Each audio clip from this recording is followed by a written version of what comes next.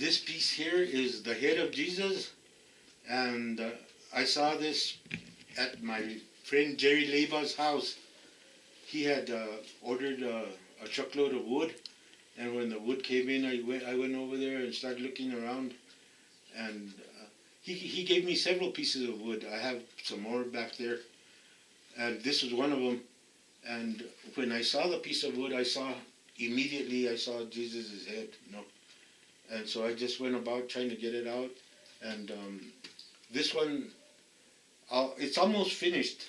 I'm making it for a friend of mine, Pedro Herrera. Pete was helping me get my truck running. I have a '59 Apache that he's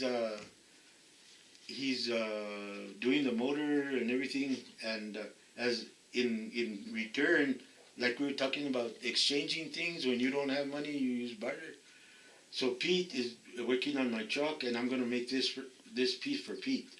So when I oil it, it'll get darker. See, this is just spit. Mm-hmm. It won't do it nothing.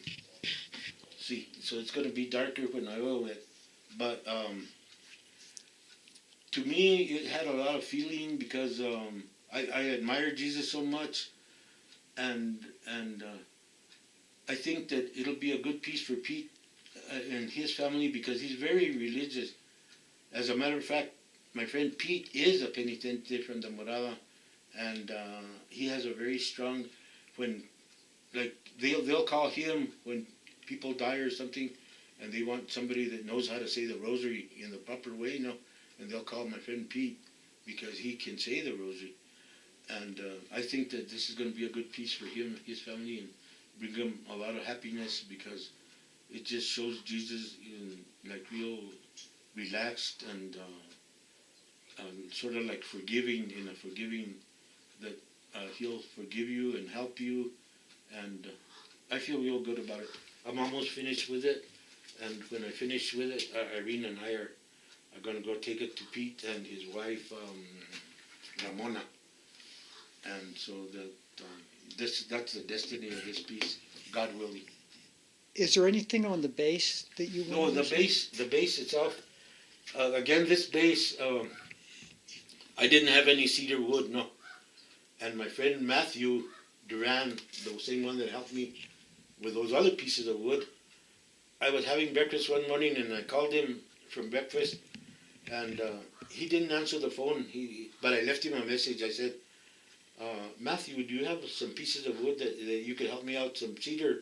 I don't care. I told him if it's rotten or whatever. By the time I finished eating breakfast, I had outside a big board of this type that I have that same board over there.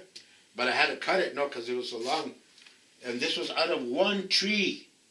This piece of cedar was out of one tree. And this is a separate piece. But Matthew was kind enough to give me this piece of wood from an old cedar tree that was already cut into a board, and then this piece from another cedar tree. But I just wanted to say that's a friend for you when you have a friend, because I had not finished eating breakfast and the wood was already outside the gate in my house. I mean, that's an incredible friend right there.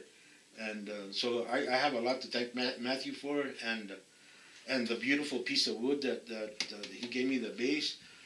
This head's going to be able to come out because Pete wants to use it in processions. Like when he has a procession, he has a little old buggy that he wants to use. Like when somebody dies, they can carry the body in the little buggy, and he wants to make Jesus a part of that procession. No?